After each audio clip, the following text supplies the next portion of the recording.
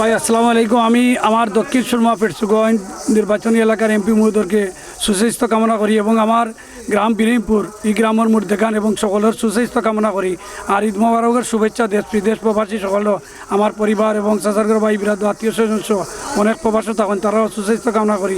আমার ভাই হাবিবুর রহমান সেলিম, এর বাদে রুমি আলী সহ আমার পরিবারের ভাই বোন সকলই ট্রাস্টর আমরা সকল মিলিয়ে এই ট্রাস্ট করছি।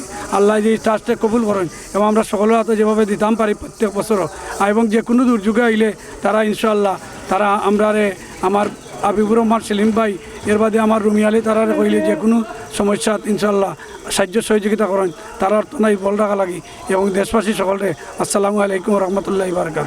সর্বশেষ একটা কথা জানতে চাইলাম যে ইরানের লগে যে যুদ্ধটা বাড়ছে এর ব্যাপারে আপনার দুটা কথা কইবানি এবং কি দোয়া তার লাগে। বর্তমানে আপনি কইছেন বিশ্ব যে যুদ্ধ গেলে যেগুলো চলেন মুসলমান বিশ্ব মুসলমান প্রত্যেকরে আল্লাহ নিরাপত্তা রাখুক। তার যারা চিরবিদায় হয়েছেন তারা রূপর মাগফিরাত কামনা করি। আর দেশপতি জাতীয় নেতৃবৃন্দুর প্রতি আমি আহ্বান জানাই।